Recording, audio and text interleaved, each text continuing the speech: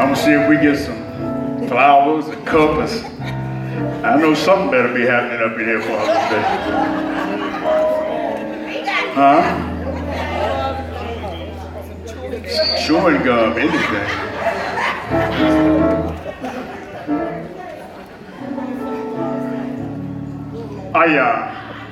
I want to begin a new series today called The Power of a Well-Lit Life. And of course, I'm going to start with a well-lit home. And since it's Mother's Day, I'm going to start with mothers. I want you to think about, while you turn to Ephesians chapter 5, go back over to where we've been studying.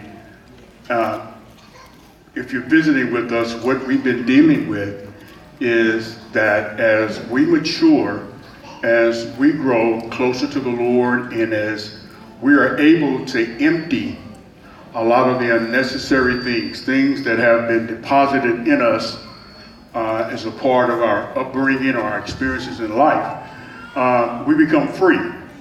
And as we become free, our light shines. That inner person, that inner being begins to shine. And it becomes a constant light situation. Until then, it's kind of sporadic. So it's like a flicker. If you think about it, like if you see a candle and it's about to go out, it may burn a long time, but it flickers. Whereas when it's fresh, it has a strong, steady light because it has what? There's a lot of wax to support the burning of the wick. Many of us don't really get a handle on life until the candle's almost gone. Amen. And the goal of family life is to be able to take fresh candles, young minds, the wick and everything is fresh, and begin to give them the essentials so they can live a very full, productive life. How many of you know that you only get one life? If you didn't know that, I'm going to tell you today. One life here in this world. And many of us have had a difficult time starting life out. And if you already know me, I'm going to be right, straight out, straight up. We had a difficult time. Some people didn't have a mother or a father. Some grew up with damaged people who did harm.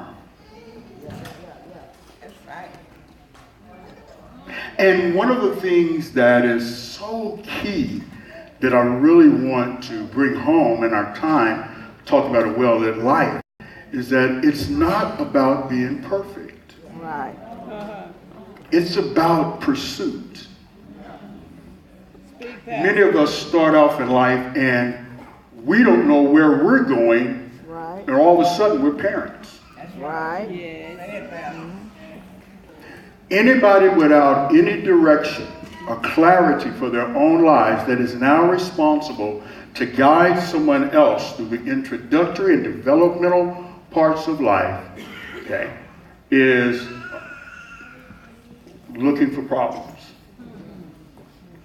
And one of the things that I see that is so important, okay, and I'm a baby boomer, so I've seen the decline in the family. I've experienced it both where it was the high point of our lives to where it's coming back again. Y'all feel me? Yeah. Because at one time, it wasn't popular to do family.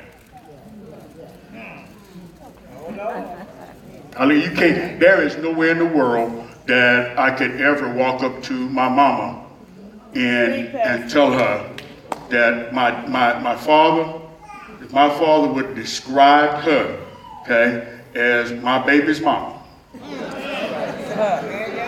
Shouldn't clean his clock. She done knocked him straight out. And I'm going to deal with some things that are essential to our development, but that are also hindering us in our goals to be able to be successful. And we wonder why our children have so many problems. Let me tell you something, okay? Anything that's in you, okay, that's not fixed, okay, is going to potentially be in your kids. That's right. Some of it's hereditary, okay, but so much is passed on because unhealed, misguided, or not ready for situations, okay? Because family, listen to me, family is key. Family is so key that God connects family with himself. That when he talks about a mama's more than just a name. It's more than a title. Okay, it is an essential part of the development of a human being. The healthy development of a human being. I essentially need both. And in a minute, I'm really upset some people. But that's what I do anyway. And you don't have to stand. I'm already teaching. But in Ephesians 5, beginning in verse 8, in the past you were full of darkness, but now you're full of light in the Lord. So live like children who belong to the light. Light brings every kind of goodness, right living, and truth. Try to learn what pleases the Lord. Have nothing to do with the things done in darkness, which are not worth anything, but show that they are wrong. It is shameful even to talk about what those people do in secret. But light makes all things easy to see, and everything that is made easy to see can become light. That is why it is said, wake up, sleeper, rise from death, and Christ will shine on you. So be very careful how you live. Do not live like those who are not wise, but live wisely. Use every chance you have for doing good, because these are evil times.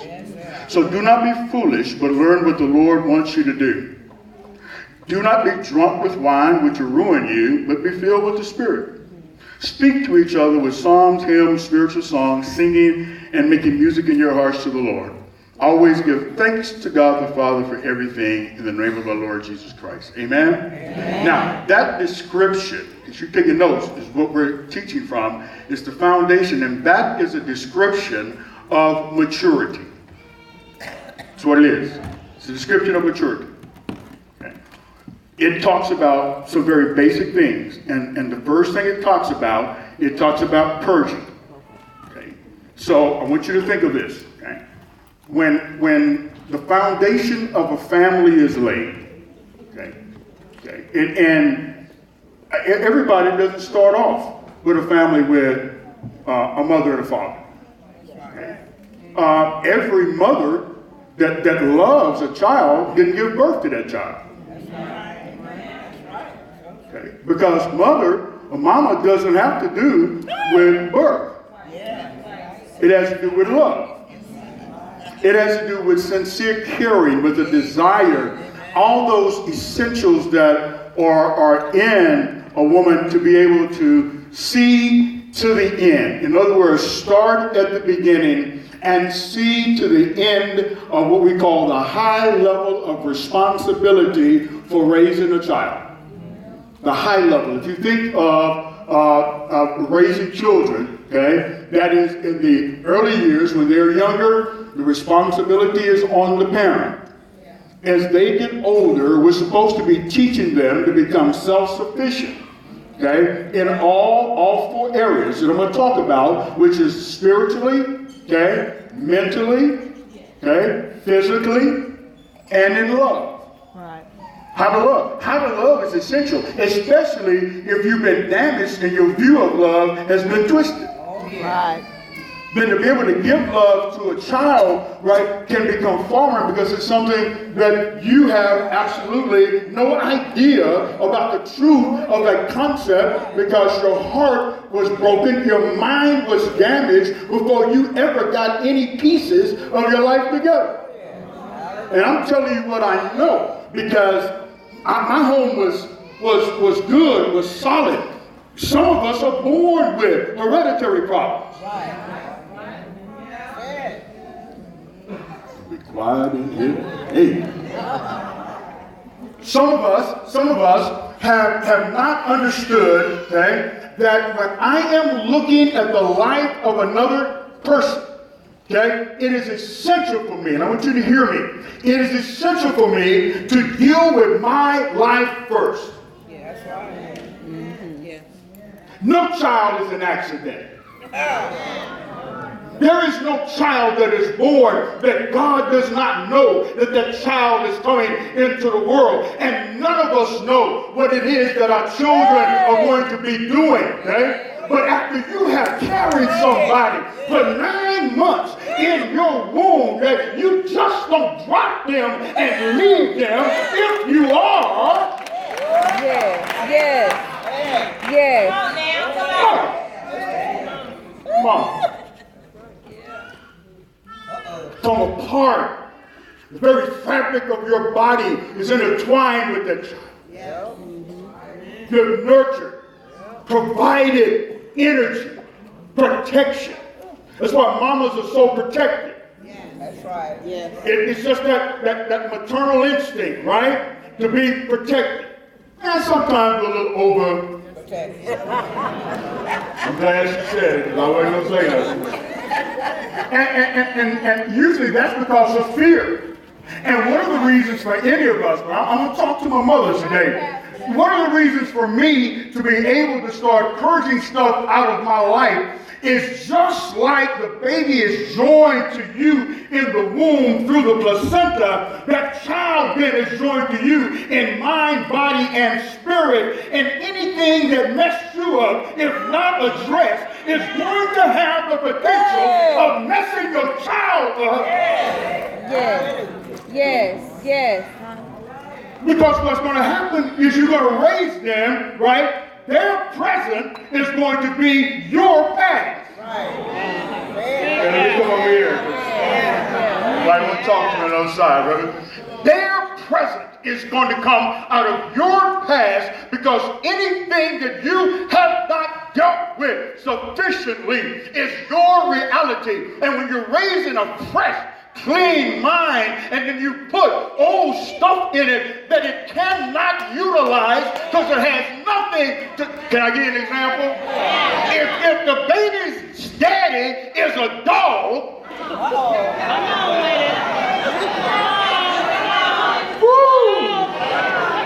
and he's a little boy, and he constantly hears his daddy's a dog, that makes him a puppy. Is anybody listening to me? Yes. If you are a mother and you allow men who are full of darkness to treat you like a dark woman instead of a woman full of light, then your child is going to be raised in shadows.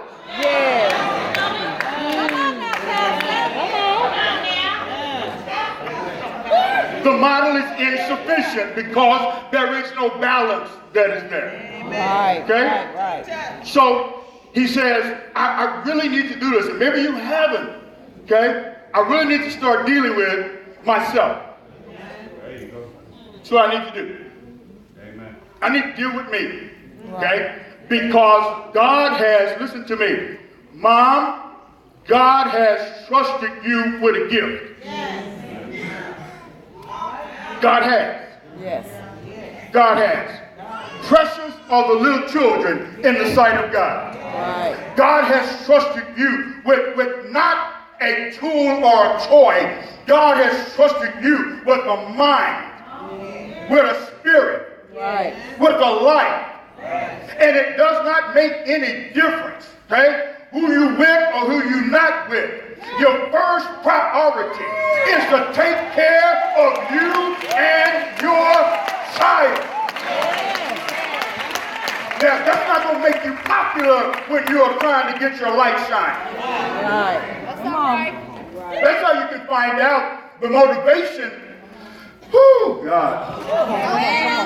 I got to sit down for a minute. The way you find the motivation of people, okay, is how they treat you right, in light of how you treat your own children. That's right. That's right. That's right. Come on. Everything that comes out of this, it says, that belongs to the light is full of goodness, right living, and truth. Okay? Now, watch this. Boys learn about women from their mother, for the most part. And girls learn about men from their fathers, for the most part. If daddy isn't there, she does not have a sufficient role model. Oh, that's flawless. I'm sorry. She does not have a sufficient role model for her to be able to guide her to learn what an upright man is supposed to be. And any time a little girl doesn't have an upright man, she ends up accepting a low down man. Walk with me, just for a minute. Come on. Anytime a little boy doesn't see an upright woman, then he will accept whatever model that was given to him as the way a woman's supposed to be. Okay? Can I go here for a minute? Okay? If you over-mother, then you create mama's boy. That's right. When mama then encounters other women, he expects them to be just like mama. I got you. And you thought you were going to change him, but 10 years later, you still changing his... And you mad. Come on.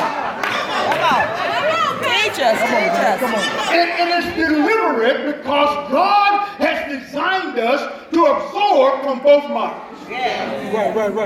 Go ahead. Amen. I'll tell anybody, brothers, if you're with a woman that has children and she puts you ahead of her kids, and you accept that, there's something wrong with both of y'all, but especially you. Teach us. I got that out. Come on. That's good. Now, watch this. The next thing is that children don't know anything. They don't. Children don't know anything. Okay? Therefore, as mama, okay, one of the first things that I'm doing is I'm doing what? Teaching the essentials. That's what I am. I mean, beyond eat, sleep, diaper. I'm teaching the essentials. Okay? Before a child even develops a vocabulary, you know how you teach essentials? It's by how you love. By what you do. By how you interact. Okay? A cold woman. Because a woman can become cold because she has been damaged by men or damaged early in life. She can be cold. She can be a mother, right? But she cannot be mama because she is cold and restricted. And she will feed the child, but she doesn't feed the child. Is anybody listening to me? She will hug the child, but she can't nurture the child. And some, not here at this church, right? But I remember back in the late 80s and in the 90s, it became fashionable to have a baby. Right. It was.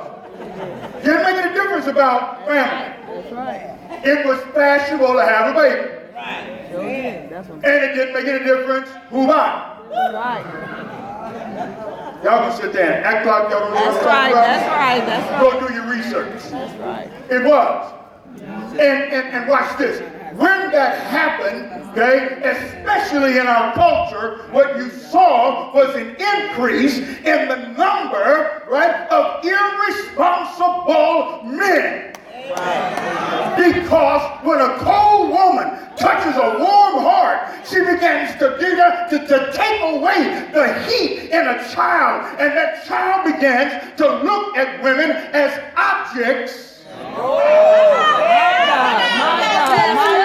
instead of people. Because if you were a baby and you were never hugged and nurtured, you become desensitized to sensitivity. Right. You watch right here. Come on. Because I'm still talking about life, right? When you then have that situation, if something doesn't warm your heart, okay, in a few years, I ain't talking about 15, I ain't talking about 21, I'm talking about 5, 7, 8 years old, you're going to be staring a heartless, cold-blooded brother who does not respect you and does not care. I'd rather have somebody to respect me than to fear me. And I often hear women say, I'm a woman, but you know what? You gonna fear me. I put the fear. No, you don't want him to fear you. You are his model for what he's going to do potentially with the rest of his life. He's going to share the rest of his life with a woman. And if you are the model and you mess that up, guess who he's going to turn on? That's right, he's gonna turn on you. Y'all not hear what I'm saying? He's gonna turn on you because he's gonna blame you for everything. He's gonna blame you why his dad is not there. He's gonna blame you why life is hard. He's gonna blame you for everything that is wrong. But when a child is nurtured and loved and given the time and the attention, they may blame you, but it can't stick because they know that regardless of how they feel, you have been modeled. Oh, I'm almost out of time. And I don't care if you're a single mom with 5 or 9 kids, it doesn't make any difference. The basics have never changed. When it was popular to have kids, a lot of problems was the basics weren't taught. What are the basics, Pastor? Manners, respect, love, loyalty, honesty. Do I need to keep going? Truth. Foundations, right? We began to walk away from. Now all of a sudden, what are we dealing with in a lot of cases? Amoral individuals trying to figure out their way through a world, right, where morality is important. If you're not given a foundation of morality, you will develop your own morality. That's right, that's right. That's it right there. And then what happens is when we're doing battle with our kids, that's right, over the stuff we taught. Right. I love when God give me unpopular messages. And that's what we do. When a mother is cold or damaged and deals with a daughter, the destruction is still the same. In fact, it can be worse. But you listen to this.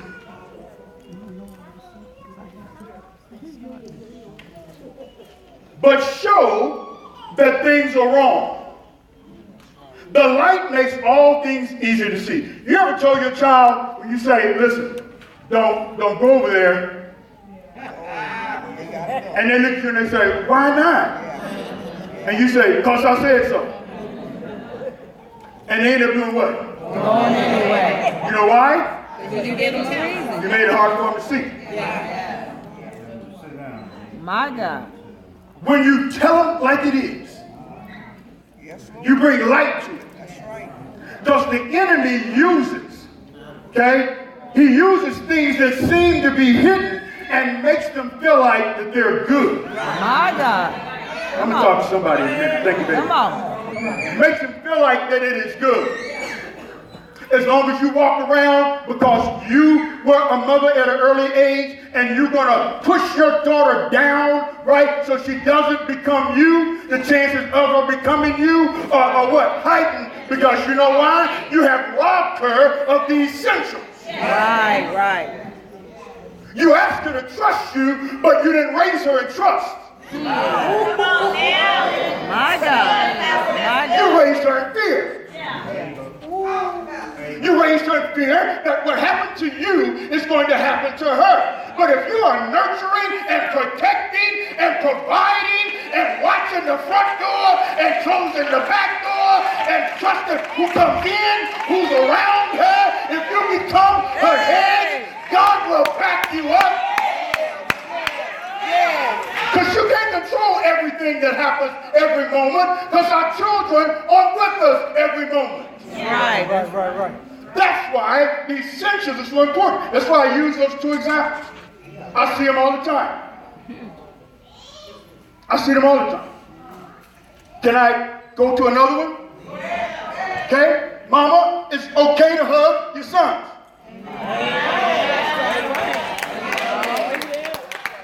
You are not going to twist his manhood by hugging him. When you hug him, you show him that he is loved, whether he has a daddy with him or not. You let him know that somebody is your covering, that I got you, I can embrace you, and you will be strong. But I got to tell you something, okay?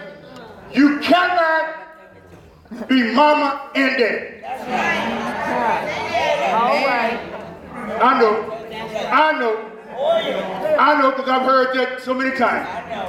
Okay? You understand, I got to be the mom and daddy. You can't. You can't. The reason why you can't is because you weren't born with the male essentials. That's the reason why that you stick with fundamentals that I just mentioned, because fundamentals are not gender specific. You should be loyal. I don't care if you're man or woman. Trust needs to be there. I don't care if you're a man or a woman. Honesty, I don't care if you're a man or a woman. Respect, I don't care if you're a man or a woman. I don't care if it's a boy or a girl.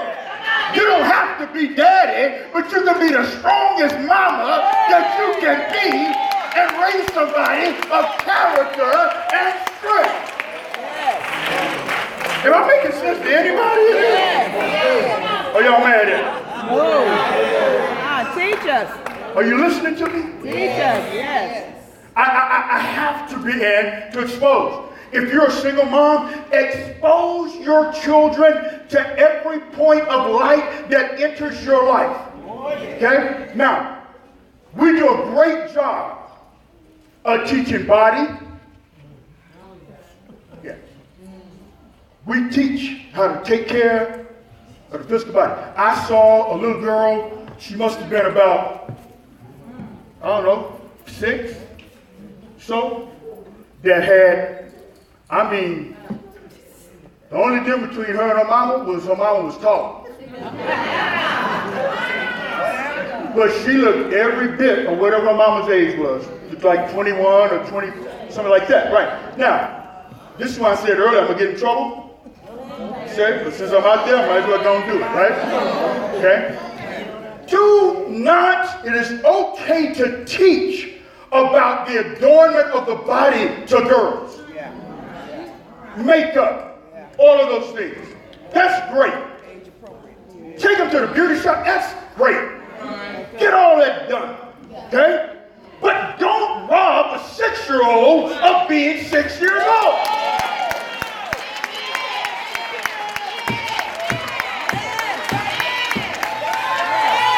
And then wonder why at 12 she looks like that she's 17. Now you're chasing every boy you can away from her, but she started at 6. Let me tell you why? Because little boys know what look good. I'm not telling you what I think. I've been in it for 30 years. I'm telling you what I know. And when you speak to the juvenile mind about things that make them appealing,